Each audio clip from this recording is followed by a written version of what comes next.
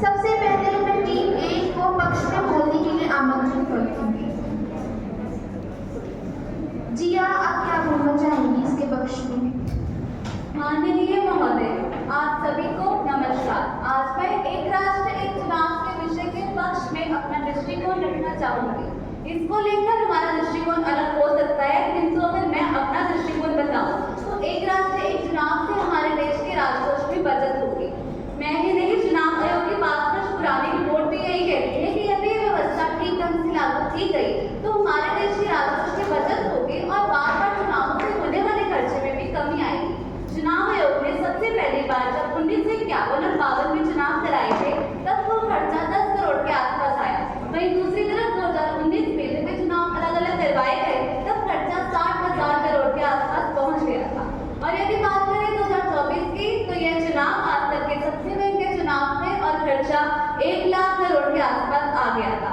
अब बात करें कि बचत कितनी होगी तो नीति आयोग और विधि आयोग ने अपनी अलग अलग रिपोर्ट में ये लिखा है कि यदि व्यवस्था लागू की गई तो 5,000 से लेकर 12,000 करोड़ तक की बचत होगी। दूसरी तरफ यदि व्यवस्था आती है तो हमारे देश के सकल घरेलू उत्पादन में 1.5% की वृद्धि होगी, जो कि 4 लाख करोड़ रुपए है। अगर हम सभी तथ्यों को ध्यान में रखें और एक निष्कर्ष निकालें तो हमें पता लगता है कि यदि ये व्यवस्था ठीक ढंग से लागू की गई तो हमारे देश की अर्थव्यवस्था मजबूत होगी। धन्यवाद। बहुत खूब जिया। जिया के विचार बिल्कुल विषय के पक्ष में जा रही है। अब देखते हैं अगला प्रतिभागी कौन होगा। जी मुस्कान। माननीय महोदय, आप सबको मेरा प्यार भरा नमस्कार। आज मैं एक राष्ट्र एक चुनाव के पक्ष में अपने विचार प्रस्तुत करने जा रही हूँ। एक राष्ट्र एक चुनाव से छोटी पार्टियों को क्या लाभ होगा, आज मैं इस बारे में सबको बताऊंगी। एक राष्ट्र एक चुनाव से छोटी पार्टियों को आर्थिक लाभ प्राप्त होगा। बार बार चुनाव होने से छोटी पार्टियों को बार बार पैसे लगाने पड़ते हैं, जो कि उनके लिए बहुत कठिन होता है, क्योंकि बड़ी पार्टियों की तरह छोटी पार्टियों के पास इतने पैसे नहीं होते। आगे मैं जो आपको बात बताने जा रही हूँ वह है छोटी पार्टियों के विचार एवं मुद्दों को लेकर। छोटी पार्टियों के विचार एवं मुद्दे राष्ट्रीय स्तर पर दिखाए जा सकते हैं एक राष्ट्र एक चुनाव की मदद से। एक राष्ट्र एक चुनाव की मदद से छोटी पार्टियां अपने विचारों को लोगों के सामने खुलकर रख सकती हैं। जैसे कि हम सबको पता ही है कि छोटी पार्टियों के कई मुद्दे दब जाते हैं, क्योंकि बड़ी पार्टियां अपने मुद्दों को ज़्यादा आगे दिखाना चाहती हैं, लेकिन छोटी पार्टियों के भी मुद्दे उतने ही ज़रूरी हैं जितने कि बड़ी पार्टियों के।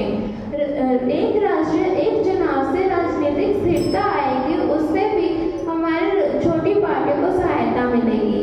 अंत में मैं बस यही कहना चाहती हूँ कि छोटी पार्टियाँ को भी इससे काफ़ी लाभ मिलेगा। धन्यवाद। मुस्कान ने एक राष्ट्र एक चुनाव के फायदे बहुत ही अच्छे तरीके से सदन के सामने रखे। अब आइए देखें कि अगला प्रतिभागी कौन है। माननीय मोदी जी, आप सभी के सामने मैं प्रश्न करना चाहता हूँ। एक राष्ट्र एक चुनाव के पक्ष में जिनमें अनुच्छेद 81, 170, 172, 324 में कुछ बदलाव कर सकते हैं।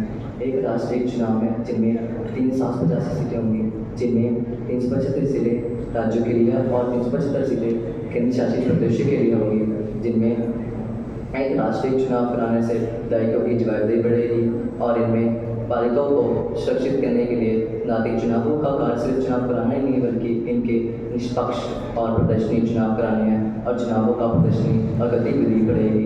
इसमें एक आंतरिक प्रस्ताव में हम कह सकते हैं कि जो लोक पालिकाओं और संविधान में अनुच्छेद दिए जाए उनमें बदलाव किया जाए, जिनमें से 81 में कह सकते हैं हम कि लोकसभा केंद्रित को हम कभी भी बदल नहीं सकते। इसमें 370 में कह सकते हैं कि पिछले सप्ताह में हम बदल सकते हैं। धन्यवाद। बहुत खूब। अब आइए देखें अपने अगले प्रतिभागी के विचार। जी मोहित। माननीय महोदय, मैं मोहित कुमार 11वीं कक्षा का छात्र एक राष्ट्र एक चुनाव के पक्ष में विकास के संदर्भ में अपना दृष्टिकोण प्रस्तुत करना चाहता हूँ।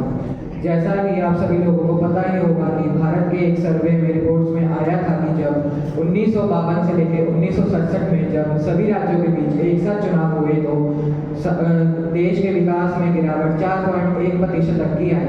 लेकिन जब सभी राज्यों के बीच अलग अलग चुनाव हुए तो देश के विकास में 30% तक की कमी आई। इसका मतलब यह है कि अगर देश में अलग अलग चुनाव होते हैं तो हमारे देश के विकास पर कमी आती है, जिसका मतलब यह है कि अब देश के विकास पर बहुत प्रभाव पड़ता है। बार बार चुनाव होने से हमारे प्रशासनिक कामकाज पर रोक लगती है। एक साथ चुनाव होने से प्रशासनिक कामकाज में स्थिरता आएगी और सरकारी अधिकारियों और संसाधन बेहतर तरीके से उपयोग किए जा सकेंगे। लगातार चुनावी आदर्श संहिता लागू होने से विकास पर रोक लगती है। एक साथ चुनाव होने से विकास दर में एक साथ चुनाव होने से विकास कार्य बिना किसी रुकावट के किए जा सकेंगे। बार बार चुनाव होने से चुनावी भ्रष्टाचार और धन बल का प्रयोग बढ़ता है। एक साथ चुनाव होने से इस पर अंकुश लगाया जा सकता है। धन्यवाद। तो मोहित का कहना है कि बार बार चुनाव होने से विकास में कमी आती है। तो आइए देखें हमारी टीम ए का अगला प्रतिभागी क्या कहना चाहिए। माननीय महोदय, मैं एक राष्ट्र एक चुनाव के पक्ष में संवैधानिक संशोधनों पर अपना मत प्रस्तुत करना चाहती हूँ। माननीय, संवैधानिक संशोधन लोकसभा और राज्य विधानसभाओं के कार्यकाल को एकरूप करेगा, जिससे यदि हम अवधारणा अनुच्छेद 83 और 172 में शामिल करते हैं तो इससे हम राज्य लोकसभा और राज्य विधानसभाओं के कार्यकाल को एकरूप कर सकते हैं, जिससे देश में राजनीतिक स्थिरता आएगी, चुनावों में होने वाला खर्च कम हो जाएगा और देश विकास कर सकेगा। माननीय, यदि हम 1951 की जनप्रतिनिधित्व अधिनियम में संशोधन करते हैं तो इससे हम एक साथ चुनाव कराने के कार्य को और भी सुव्यवस्थित ढंग से और इसकी दक्षता बढ़ाने में सहायक होंगे, जिससे हम अच्छे प्रकार से कर पा सकेंगे। अनुच्छेद 356 में संशोधन करके हम राज्य विधानसभाओं के संपूर्ण गिरावट को भी रोक सकते हैं, जिससे एक चुनाव का लक्ष्य प्राप्त करने में हम सहायक होंगे। तो उपरोक्त बातों से यह निष्कर्ष निकलता है कि अगर हम एक साथ चुनाव करवाते हैं तो इससे हम एक अधिक एकीकृत लागत प्रभावित चुनाव प्रणाली का समर्थन करेंगे और संवैधानिक अखंडता को सुनिश्चित करेंगे। धन्यवाद। टीम ए के सभी प्रतिभागियों ने अपने विचारों को बड़े ही खूबसूरती से सदन के समक्ष रखने के लिए बहुत बहुत धन्यवाद। आइए अब सुनते हैं कि विपक्ष में बैठी टीम बी के क्या विचार हैं।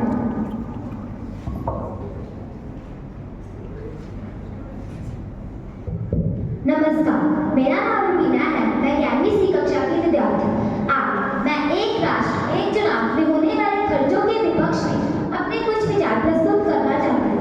माननीय महोदय जी, जैसा कि हम सभी जानते हैं, भारत एक बहुत बड़ा देश है। इसमें कुल 28 राज्य हैं। अब इन 28 राज्यों में लोकसभा और विधानसभा के चुनाव एक साथ करवाने पर चुनाव आयोग ने 2015 में संसदीय स्थायी समिति को सौंपे अपने निवेदन पत्र में यह बात स्पष्ट की कि यदि देश में एक साथ चुनाव होते हैं तो इसके लिए उन्हें कई अधिक मात्रा में ईवीएम व वीवीपैट मशीनों की आवश्यकता होगी, जिसके लिए लगभग 9,284 करोड़ रुपए खर्च हो सकते हैं।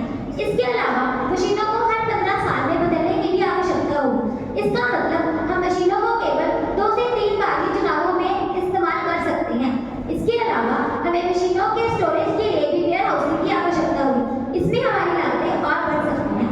2024 के चुनावों में लगभग 12 लाख पोलिंग स्टेशनों की आवश्यकता होगी, जो 2029 में बढ़कर 24,78,000 हो सकते हैं। माननीय महोदय जी, इसलिए अंत में मैं बस यही कहना चाहती हूँ कि यदि देश में एक राष्ट्र एक चुनाव लागू होता है तो इससे हो सकता है कि जितना पैसा हम बचाएंगे उससे कई अधिक पैसा तो हमें खर्च करना होगा। धन्यवाद। तो टीम ए की रुबीना के हिसाब से अगर एक राष्ट्र एक चुनाव होता है तो अधिक खर्चा होगा। तो अब टीम बी से अगला प्रतिभागी कौन आएगा? माननीय महोदय, मैं सागर सैनी आज आपके सामने एक राष्ट्र एक चुनाव के पक्ष में अपनी असहमति जाहिर करने जा रहा हूँ। जैसे कि आप जानते हैं कि एक राष्ट्र एक चुनाव हमारे देश में पहली बार नहीं हो रहा। यह हमारे देश में 1952 से लेकर 1970 तक कई बार हो चुके हैं और 1967 से लेकर 1969 तक हमारे देश में कई सारी विधानसभाएं भंग हुई। 1970 में हमारे देश में लोकसभा भंग की गई, जिसका विशेष कारण हमारे देश में हुए लगे हैं। यह केवल बात देश के भीतर की नहीं, देश की सीमा की भी है। हमारे देश में 2024 के लोकसभा इलेक्शन में कई CARM के जवान 3400 कंपनियां उनकी तैनात थी, जिनका कुल आंकड़ा 3,60,000 तक जाता है। और यही एक राष्ट्र एक चुनाव में 3 गुना से बढ़कर 13,77,000 तक जा सकता है। जैसे कि हम जानते करते हैं कि हमारे देश पर कई दुश्मन देशों की नज़रें हमेशा बनी रहती हैं। उनमें से कई देश हैं हमारे देश के सीना से जुड़े हैं, अफगानिस्तान, पाकिस्तान, चीन। इनकी नज़र हमेशा हमारे देश को नुकसान पहुंचाने पे होती है। अगर इनके द्वारा हमारे देश पर कोई भी हमला या कोई भी अनहोनी हमारे देश पर आती है तो इसका खामियाजा हमारे पूरे देश की जनता को भुगतना पड़ेगा। अंत में मैं यही कहना चाहूँगा कि राष्ट्रीय चुनाव के मुझे कोई उत्तम सोचती नहीं लगती। बहुत खूब। अब आइए देखें कि हमारा अगला प्रतिभागी कौन है।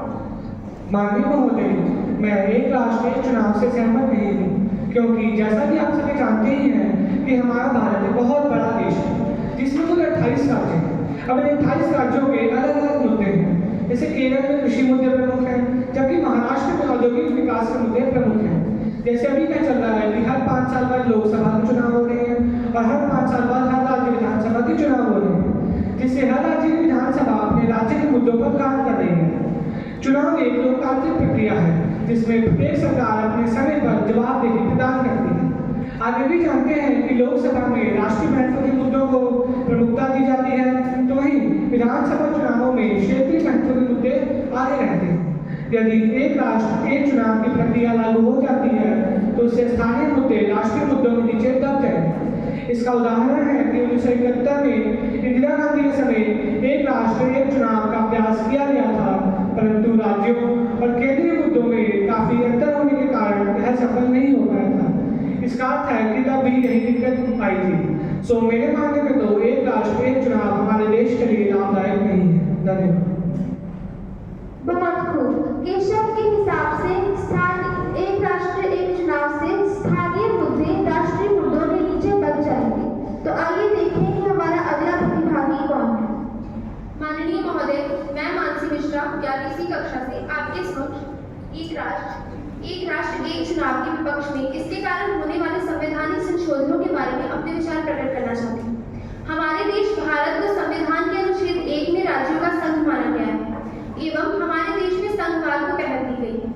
अगर हम एक राष्ट्र एक चुनाव अपने देश में लागू करना चाहते हैं तो इसके लिए हमें कई प्रकार के संवैधानिक संशोधनों की आवश्यकता होगी। श्री रामनाथ कोविंद जी की अगुवाई में बनी कमेटी द्वारा बताया गया है कि इसके लिए हमें संविधान में 18 संशोधनों की आवश्यकता होगी, जिसमें से 5 संशोधन बहुत ही महत्वपूर्ण होंगे। अनुच्छेद 83, 85, 172, 174 एवं 356 में संशोधन किए बिना एक राष्ट्र एक चुनाव हमारे देश में लागू नहीं किया जा सकता। इस प्रस्ताव में यह भी बताया गया है कि अगर केंद्र सरकार चाहे तो अनुच्छेद 172 में संशोधन राज्यों की सहमति के बिना भी कर सकती है, जो कि संघवाद के विरुद्ध होगा। अनुच्छेद 378 में दिए गए संशोधनों के तरीकों के विरुद्ध भी माना जाता है। अंत में मैं बस यही कहना चाहूंगी कि एक राष्ट्र एक चुनाव से हमारे संविधान के मूल ढांचे जो कि संघवाद है इस पर बुरा प्रभाव पड़ सकता है। इसलिए हमें एक राष्ट्र एक चुनाव अपने देश में लागू नहीं करना चाहिए। अब आइए देखिए हमारा अगला प्रतिभागी क्या कहना चाहेगा। माननीय महोदय, एक राष्ट्र एक चुनाव के पक्ष में मैं लोकतांत्रिक पत्रिक मुद्दे को रखना चाहूंगा, क्योंकि यदि कोई पार्टी लोकसभा चुनाव जीत जाती है परंतु कुछ ही दिनों बाद घोटाले व भ्रष्टाचार की खबरें आने लगे तो वह पार्टी गिरकर हार सकती है, क्योंकि जनता अपनी नाराजगी वोट ना देकर के निकाल सकती है। जैसा कि आपको पता ही होगा 2014 में बिहार में बीजेपी ने 41% से अपनी सरकार जीती, परंतु घोटाले और भ्रष्टाचार की खबर आने से वह गिरकर 36% ही रह गई, जिससे पता चलता है कि यदि एक राष्ट्र एक चुनाव लागू होगा तो वह संभावना थी कि बीजेपी की सरकार 41% वोट से ही देश में बिहार में रहती।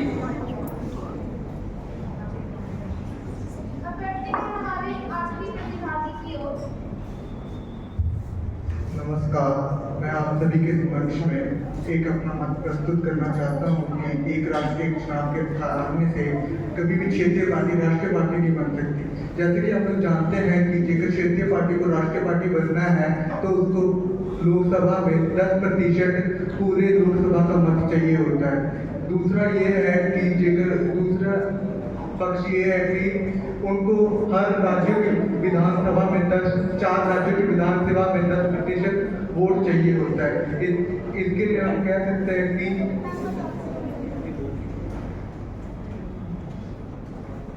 क्षेत्रीय पार्टियों को बहुत ही धन बल की जरूरत होती है और क्षेत्रीय पार्टी के पास इतना धन बल नहीं हो सकता। जब एक चुनाव हुआ तो क्षेत्रीय पार्टी अपना क्या कहते हैं मत नहीं रख सकती।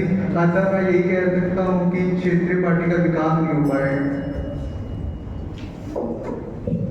दोनों ही टीमों ने बहुत खूबसूरती के साथ अपने विचार मुद्दे के पक्ष एवं विपक्ष में रखे। तो आइए जोरदार तालियों से इन सबका हौसला बढ़ाएं।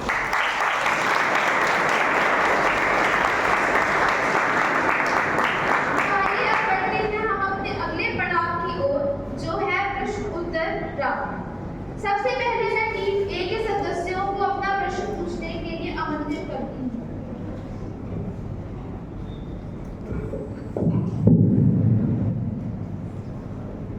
क्या आप बार बार होने वाले चुनावों का पक्ष इसलिए ले रहे हैं ताकि हमारे देश का विकास रुक जाए? क्योंकि बार बार होने वाले चुनावों में तो नेता विकास पर ध्यान ही नहीं देते, वे तो चुनावी प्रक्रियाओं में ही लगे रहते हैं। दूसरी तरफ नौकरशाही रुक जाती है और हमारे जो संविधान है उसका विघटन हो जाता है। तो क्या आप ये कहना चाहते हैं कि यदि नीति लागू होती है तो हमारे देश का विकास होगा? हम ऐसा नहीं चाहते।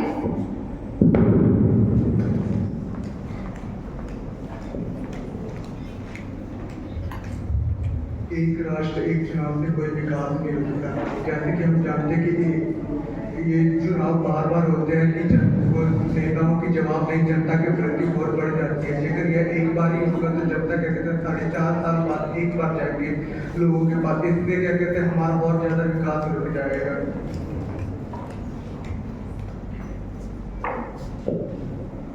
तो अब प्रश्न पूछने की बारी है टीम बी की।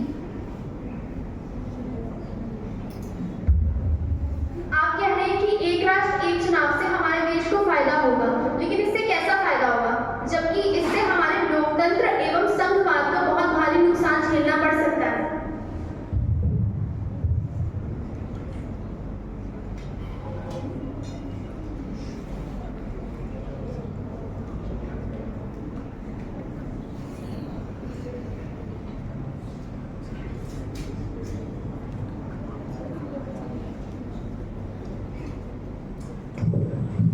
मैं आपसे विनती करूंगी कि आप एक बार अपना प्रश्न दोहराएंगे।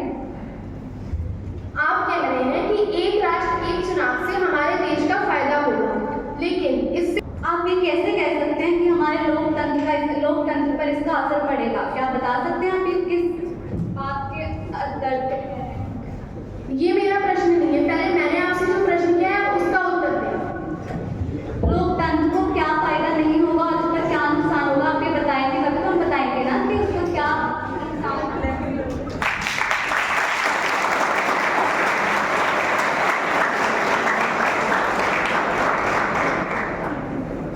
देखिए, आप कह रहे हैं कि सारे चुनाव एक साथ होंगे, जिसका अर्थ है कि 6 महीने प्रचार करने के बाद सब कुछ खत्म हो जाएगा और ना ही सरकार की जवाबदेही रहेगी। लोकतंत्र में क्या होता है, सरकार अपने लोगों से मिलती है, उनके प्रश्न जानती है और उनका समाधान करने की कोशिश करती है। ये तब होता है जब बार बार चुनाव होते हैं, जब नेताओं को लोगों के बीच जाने का मौका मिलता है। जब सारे चुनाव एक साथ हो जाएंगे तब नेताओं को जनता के बीच आने का मौका ही नहीं मिलेगा। नेताओं को जनता के बीच आने से कोई नहीं रोक रहा। ये राष्ट्र एक चुनाव एक दिन में होंगे, किंतु हर एक दल को पूरी आजादी है कि वो लोगों से जाकर मिले, लोगों से बात करे, लोगों की समस्याओं को सुने, ताकि वो उस लोकतंत्र के चुनाव के लिए खड़ा हो सके। जैसा कि हम जानते हैं एक राष्ट्र एक चुनाव में एक साथ चुनाव होने की बात है, तो ये एक राष्ट्र एक चुनाव में हर एक चुनाव 5 साल बाद होंगे। तो उसमें हमारे जो देश में सरकार बनेगी वह 2 से 3 साल के बीच में क्या पता वो हमारे देश के लोगों से ना मिलने जाए। सिर्फ जब एक राष्ट्र एक चुनाव नजदीक आए तो वही हमारे देश के लोगों की समस्या पूछने जाए। एक राष्ट्र एक चुनाव अगर ना हो और जैसे अभी एक चुनाव हो रहे हैं हमारे देश में, तो उस हिसाब से सरकार साल बाद अपने जब चुनाव नजदीक आते हैं तो जाके अपने लोगों से उनकी सहमति लेती है। तो एक राष्ट्र एक चुनाव में तो यह जल्दी संभव ही नहीं है।